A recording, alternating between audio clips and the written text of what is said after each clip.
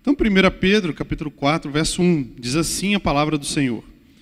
Ora, tendo Cristo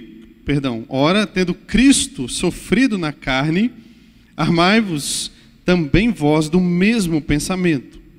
Pois aquele que sofreu na carne deixou o pecado, para que no tempo que vos resta na carne, já não vivais de acordo com as paixões dos homens, mas segundo a vontade de Deus. Agora vamos lá para o verso 14. Se, pelo nome de Cristo, verso 12 a 14. Verso 12 agora. Amados, não estranheis o fogo ardente que surge no meio de vós, destinado a provar-vos, como se alguma coisa extraordinária vos estivesse acontecendo. Pelo contrário, alegrai-vos na medida em que sois coparticipantes dos sofrimentos de Cristo, para que também na revelação de sua glória vos alegreis exultando. Verso 14. Se, pelo nome de Cristo, sois injuriados, bem-aventurados sois, porque sobre vós repousa o Espírito da glória de Deus. Amém? Vamos orar mais uma vez. Senhor, eis aqui a tua santa, poderosa e gloriosa palavra. Peço que o Senhor, nessa noite, fale aos teus eleitos, ó Pai, trazendo edificação, consolo, conforto, ó Pai, e que por meio dessa exposição, apesar de todas as minhas falhas e limitações, ó Deus, que o Senhor vença essas falhas e limitações e que o teu povo encontre descanso em Ti e alegria no Senhor. É o que nós oramos gratos nesta noite, no nome poderoso de Jesus. Amém. E graças a Deus. Amém, queridos? Irmãos, em meados do século XVIII, naquela época das navegações marítimas, dos grandes navios, infelizmente, muitos desses navios usados como comércio de escravos, transportando pessoas como escravas de um continente para o outro. Um determinado dia, um determinado navio sofreu uma grande tempestade no meio do oceano. Esse navio ele foi assolado por 4 dias por uma forte tempestade. Suas velas se quebraram, pessoas foram lançadas do navio, caíram no mar revoltoso. O alimento também que estava no navio também foi lançado ao mar. E neste navio tinha um jovem totalmente devasso, sem compromisso com o Senhor e com a sua palavra. E esse jovem estava ali enfrentando essa grande e revoltosa tribulação nesse mar. E nesse momento em que tudo isso estava acontecendo, esse jovem se lembrou da fé da sua infância. Ele se lembra da palavra de sua mãe. E naquele momento em que ele sentia que a morte estava se aproximando, ele volta, depois de muitos anos, ele volta a buscar ao Senhor. Ele volta a orar a Deus. Ele volta os seus olhos para os céus, pedindo a Deus misericórdia. E ali, nesses 4 dias de grande tempestade, ele reflete sobre a sua vida sem Cristo e sobre a sua morte, muito provavelmente iminente, sem Cristo. Uma eternidade sem o Senhor. Bom, milagrosamente aquela tempestade passou. E aquele navio todo destruído, quebrado, ficou à deriva no mar durante 30 dias. Não tinha como fazer nada, a não ser esperar. 30 dias, irmãos. Um barco quebrado, navio, na verdade, quebrado, destruído, sem vela, sem nada, sem direção. E aqueles poucos homens que sobreviveram e permaneceram ali naquele barco, eles tinham que ficar esperando para ver o que ia acontecer. E, muito provavelmente, também esperando a própria morte. Mas então, depois desse tempo, antes de outra tempestade chegar sobre aquele navio, de forma milagrosa, através das ondas revoltosas do mar, aquele navio, ele é conduzido a uma terra na Irlanda do Norte. Este jovem que eu citei nessa história, ele é o homem que depois se tornou um pastor reformado. Ele não se converteu ali, nessa tempestade, como ele mesmo escreveu nos seus diários posteriormente. Mas aquela tempestade foi um instrumento de Deus para conduzi-lo a Cristo, no meio daquele desespero de morte, de aflição, em que a morte estava diante dele. Ele se voltou para Cristo e se agarrou a Cristo com todas as suas forças, ainda que a sua fé fosse fraca, ainda que a sua fé fosse pequena. Mas como se diz, não há, irmãos, fé que seja tão fraca que não se agarre tão fortemente a Cristo. Porque não somos nós que nos agarramos a Cristo, é Cristo quem nos agarra, é Cristo quem não nos deixa ir. E este homem, depois de anos, já no pastorado, como um pastor, ele escreveu um hino. Eu creio que todos nós aqui o conhecemos, talvez seja o hino mais lindo já escrito na história do cristianismo, Maravilhosa Graça, né? O Amazing Grace, porque essa é a história, irmãos, de John Newton.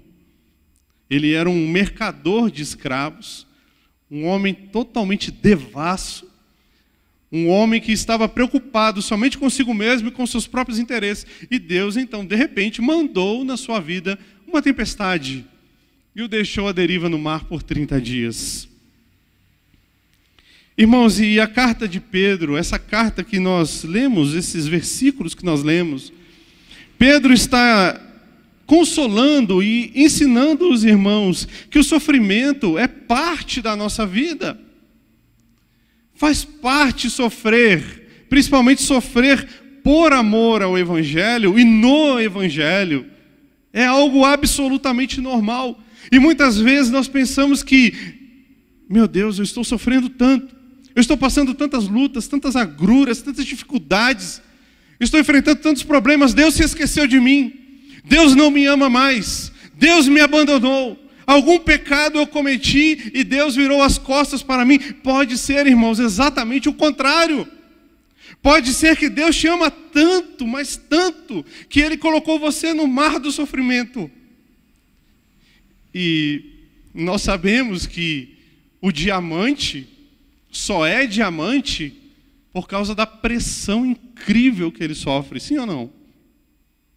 O diamante só se torna diamante porque ele está a muitas pressões atmosféricas e os seus átomos estão tão unidos ali, e para tirar esse diamante da terra é preciso arrancá-lo dessa pressão e polir esse diamante, trabalhar nele. E ele é belíssimo, mas ele foi forjado na pressão, na dor, no aperto. Pedro está escrevendo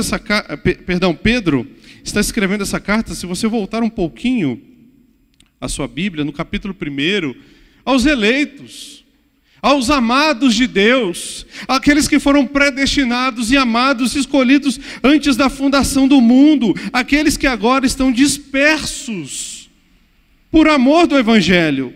Eles estão dispersos no Ponto, verso 1, capítulo 1, verso 1, no Ponto, na Galácia, na Capadócia, na Ásia e na Bitínia. São pessoas, irmãos, que estavam enfrentando grande sofrimento. Não era pequeno.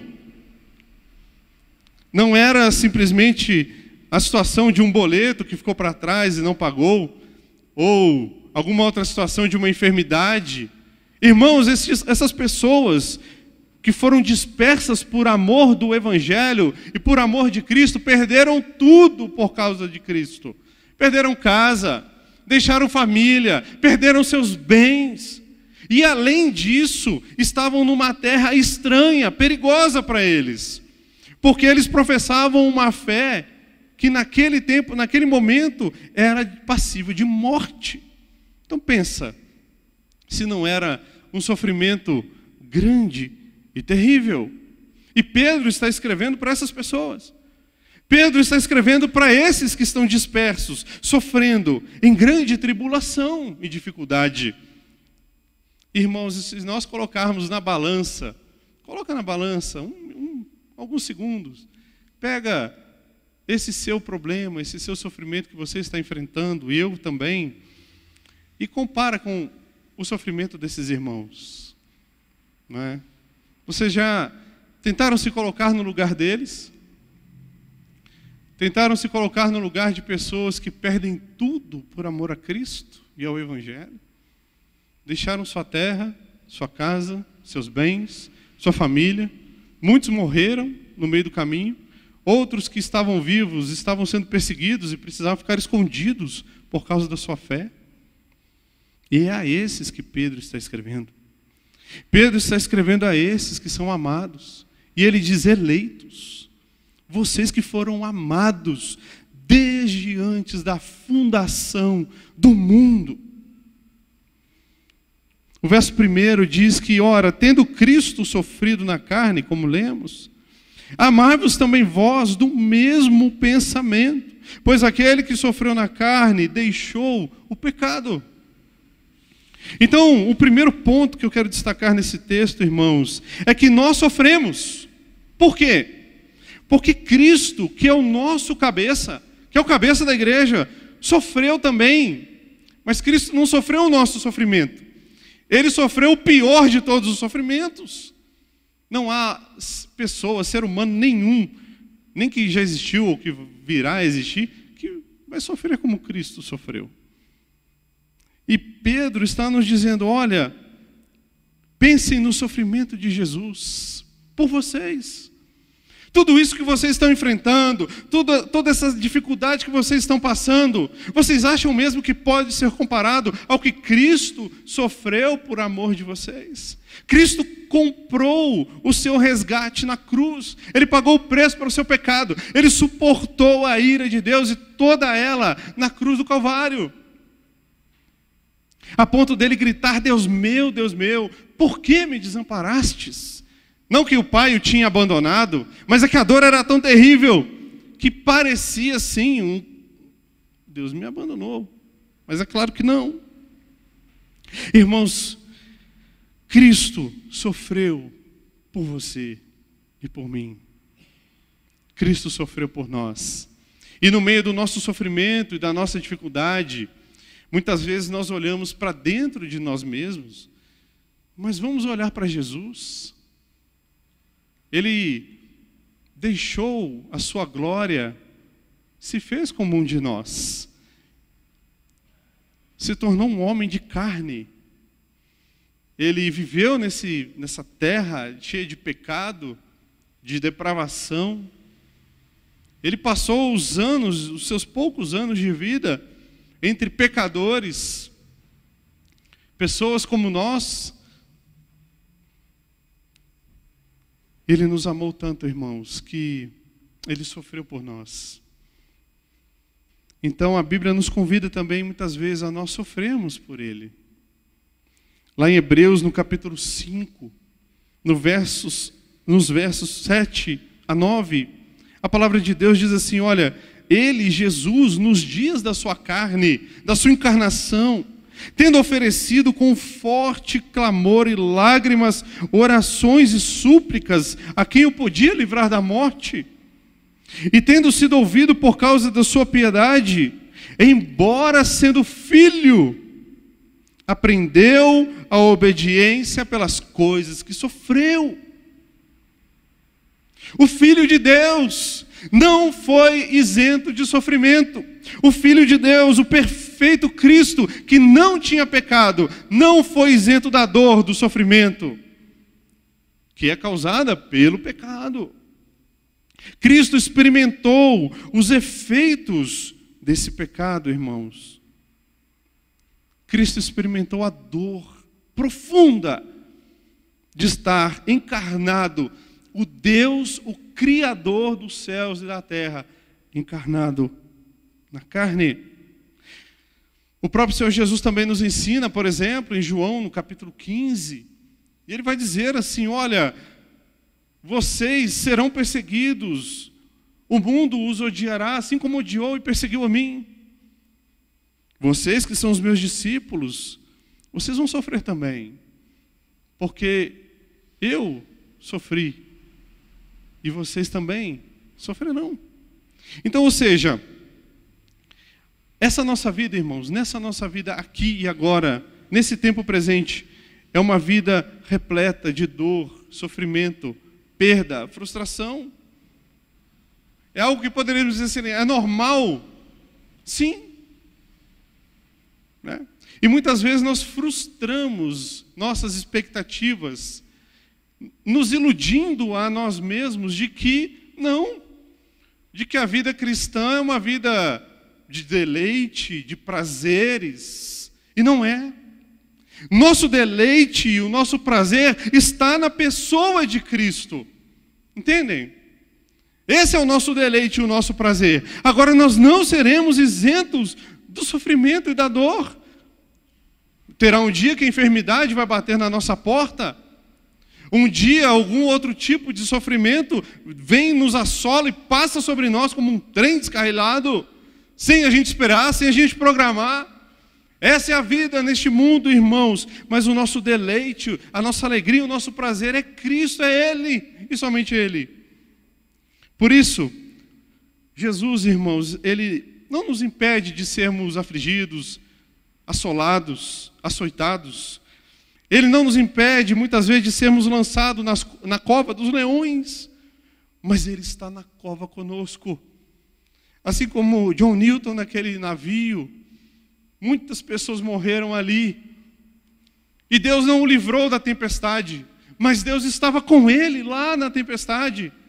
O Espírito Santo levando ele a orar, a buscar ao Senhor no meio do caos, onde não há esperança.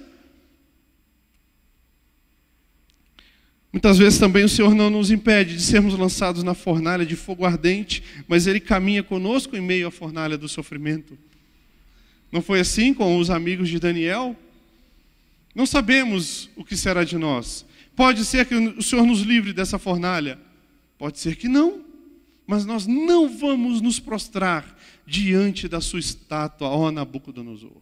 E eles não se prostram e são lançados na fornalha de fogo ardente. Mas o quarto homem estava lá andando com eles. O quarto homem da fornalha, Cristo. Por isso, irmãos, Cristo é essa nossa satisfação. Um segundo ponto que eu quero destacar nesse texto também, ainda no verso 1 e também no verso 2, porque diz assim o texto, olha, pois aquele que sofreu na carne deixou o pecado, para que no tempo que vos resta na carne, já não vivais de acordo com as paixões dos homens, mas segundo a vontade de Deus. Você, filho de Deus, Deus te ama tanto, mas tanto, que Ele vai colocar tanto sofrimento na sua vida, você sabe por quê? Para que você vença o pecado, para que o pecado morra na sua carne. Um dos instrumentos que Deus utiliza, irmãos, para que nós venhamos a vencer os desejos e os pecados, os nossos pecados, que são os desejos da carne, através do sofrimento. Através do sofrimento, Cristo te traz mais para próximo dele. Através do sofrimento, observa isso na sua própria vida, na sua própria experiência pessoal. Muitas vezes, em tempos de paz, o que acontece conosco? Nós somos mais dados ao pecado, sim ou não? Não foi assim com Davi? Enquanto Davi era um homem de guerra, um homem de batalha, e ele estava no campo de batalha, e estava ali lutando e vencendo em nome de Deus e para a glória de Deus, estava glorificando o nome do Senhor. Quando ele enfrentou um tempo de paz, e ele decidiu deixar o exército ir, e ele ficar no palácio, o que aconteceu com Davi, irmãos? Ele caiu em pecado. Ele caiu em pecado. Então, muitas vezes acontece isso conosco mesmo. Muitas vezes, Deus, na sua imensa sabedoria e na sua providência, Ele olha para mim, olha para você e fala assim, ele ou ela estão muito tranquilos. Deixa eu colocar um pouquinho de aflição nessa vida. Deixa eu sacudir um pouquinho essa história aí. Está muito tranquilo? Está orando pouco? Está lendo pouco a palavra? Está escolhendo os cultos que vêm ou no que não vêm? Deixa eu colocar um pouco de aflição. Deixa eu agitar esse mar e fazer esse barco quebrar. Então nós corremos para os braços de Cristo. Sim ou não? A gente vem desesperado, clamando a Deus, pedindo socorro. Então, na verdade, a aflição que te atingiu, ou que está lhe atingindo, não é para o seu mal.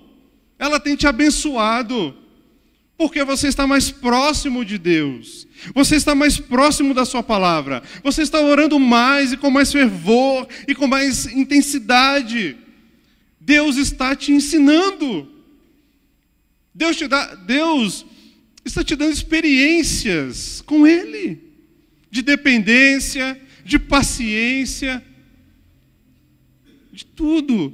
Então, irmãos, o segundo ponto é esse. O sofrimento, ele nos ensina a abandonar o pecado. Que bênção que é o sofrimento, muitas vezes. Não é? Olha a história de José, por exemplo. José, antes de ser o governador, praticamente um cargo abaixo de Faraó, quantos anos de sofrimento. Deus estava fazendo o que com José? Estava treinando o seu coração. Aprenda a depender de mim. Aprenda que as coisas não são no seu tempo, José. Aprenda, José, a administrar na escassez, não na fartura, na escassez. Seja fiel no pouco, sobre o muito te colocarei. Aprende nos pequenos detalhes da vida, na escassez, na falta, no fracasso. Aprenda no sofrimento. O sofrimento, a dor e o fracasso não tem a intenção de nos fazer parar. Pelo contrário, Deus está nos ensinando para que a gente avance, continue caminhando, continue crescendo e sendo mais maduros. Graças a Deus, então, pelo sofrimento que é dado por Deus, né? Porque o sofrimento, irmãos, por si mesmo, ele não é nada, né? O sofrimento na vida, por exemplo, de um incrédulo, ele endurece ainda mais o coração desse incrédulo. Se ele odiava a Deus, quando vem o sofrimento, a dor, o fracasso, ele odeia mais ainda.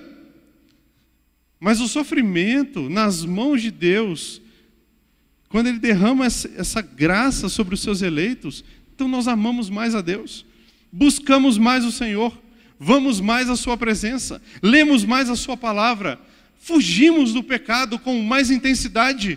Por quê? Porque você sabe a dor que é pecar contra o Senhor. Não é? E nós somos assim, por exemplo. Você sabe que o fogo queima, porque com certeza um dia, seja na infância ou em alguma outra fase da vida, você colocou a mão no fogo e doeu. Foi ou não foi? Você se machucou. Você ficou dias com aquela marca nas mãos, ardendo, que não podia nem passar um sabonete, porque ardia, queimava que nem fogo. E agora você tem cuidado com o fogo. Você não brinca com ele. Você lida com ele com cuidado. Assim também é a nossa vida com o pecado. Muitas vezes nós experimentamos determinado pecado e Deus vem, nos corrige, nos disciplina severamente. E o que nós fazemos? Nós aprendemos então a não mais pecar daquela forma. Nós fugimos e nós entendemos, olha, se eu fizer isso de novo, eu vou sofrer. E vou sofrer muito. Então o sofrimento, além de nos aproximar de Cristo, também nos ensina, irmãos, muitas vezes, a fugir do pecado.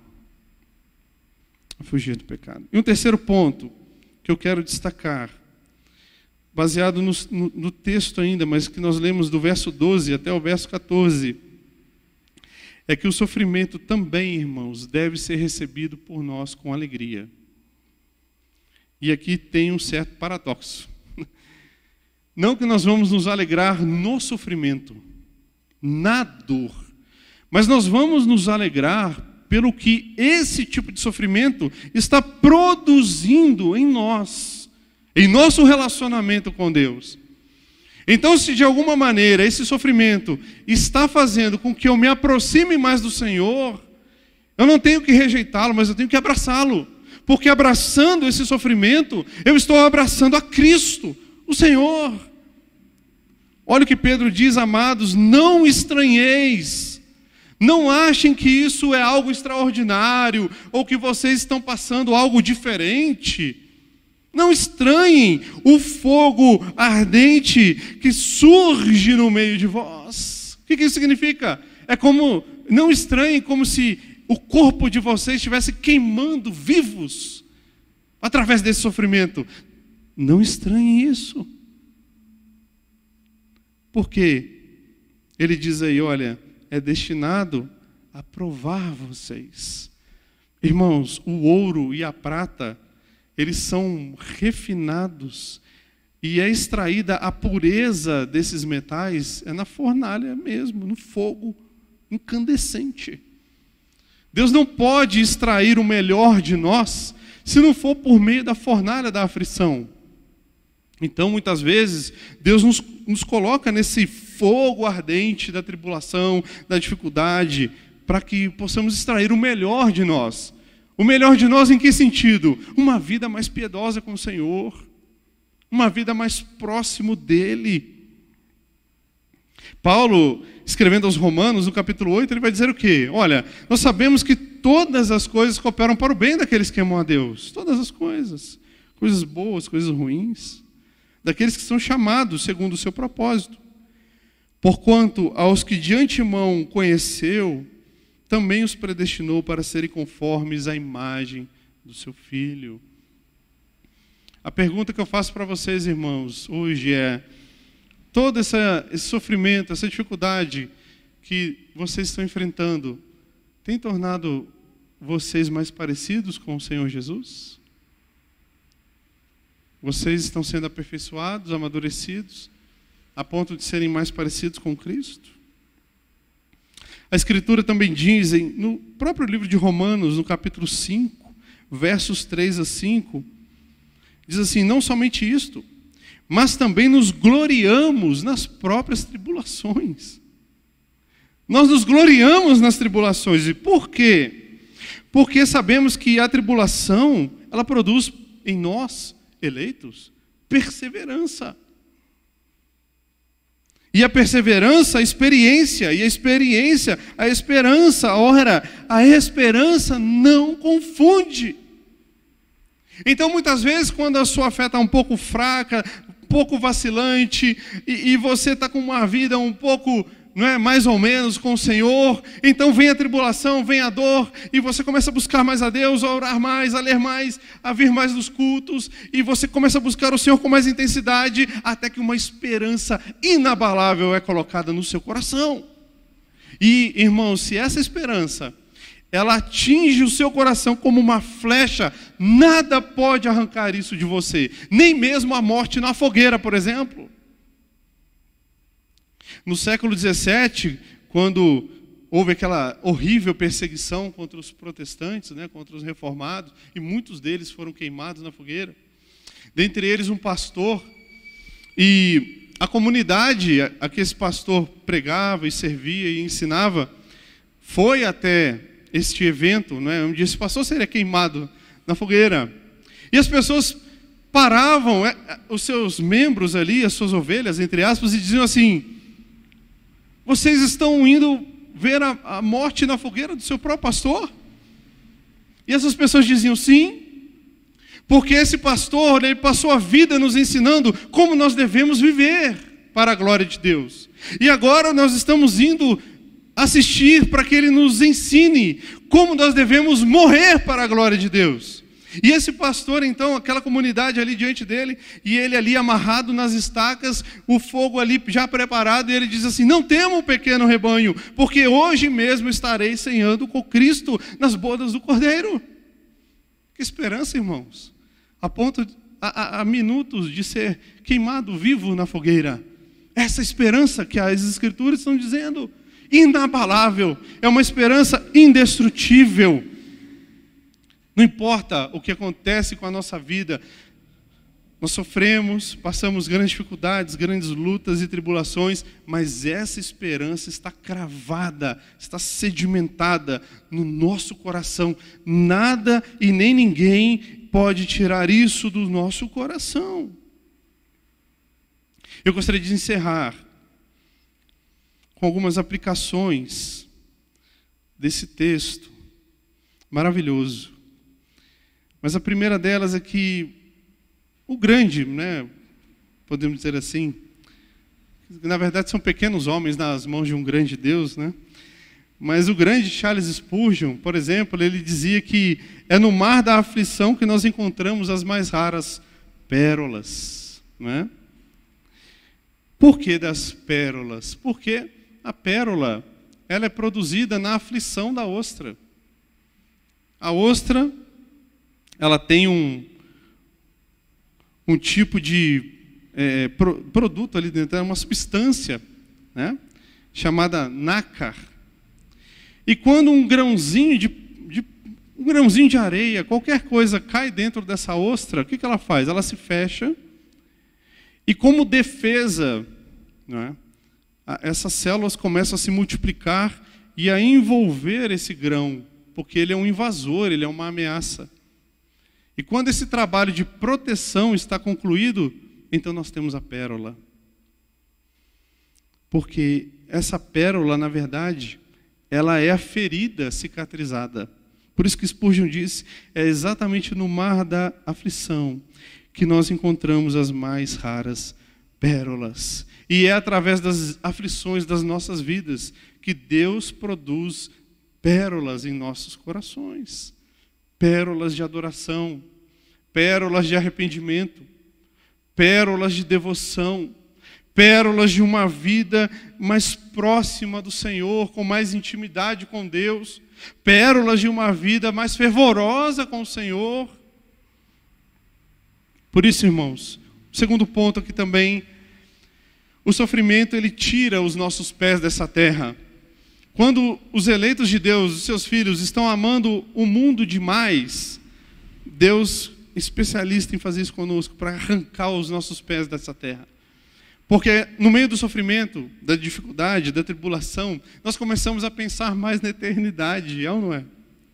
A gente começa a pensar mais na vida futura, a ansiar mais pela redenção de todas as coisas. Então, muitas vezes, esse sofrimento, de fato, nos assola. Por quê? Porque Deus quer tirar o nosso coração daqui. Esse mundo é passageiro, irmãos. Jesus disse a Pilatos, o meu reino não é deste mundo. Qual era a grande expectativa dos discípulos de Jesus, né? Que Jesus viria como aquele grande rei, como Davi, e ele, como um grande guerreiro de um grande exército, ele destruiria o Império Romano, né? Devolveria a glória de Israel. E Jesus, o meu reino não é deste mundo, eu não vim para isso. Eu vim para salvar os pecadores dos seus pecados. Eu vim para perdoar pecadores. Eu vim para suportar a ira de Deus contra os pecados dos eleitos e dos filhos de Deus. Eu não vim para conquistar esse mundo, mas eu vim para conquistar os eleitos do mundo.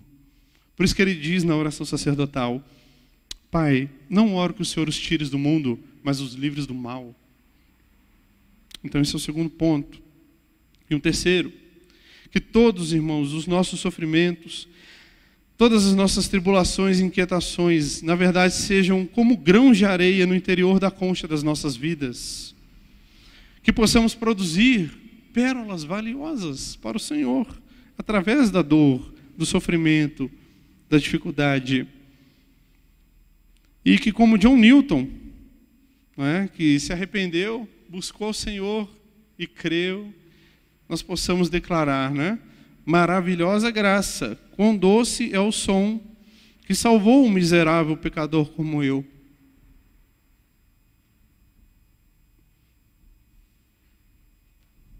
Eu estava perdido, mas fui encontrado.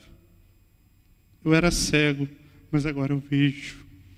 Irmãos, que a tempestade nas nossas vidas nos conduza a essa oração ao Senhor. Eu era perdido, eu era cego, mas eu fui achado e agora eu vejo. Amém? Senhor, obrigado pela sua palavra. Oh Deus, que o Senhor abençoe o teu povo e nos faça compreender que o Senhor nos ama tanto, que muitas vezes vai nos colocar, ó Pai, diante de uma tempestade. Mas isso é para que nós possamos te amar mais, buscar mais a tua face. Nos abençoe e nos dê graça nessa noite e durante todos os dias da nossa vida. É o que nós oramos gratos em nome de Jesus. Amém. E graças a Deus.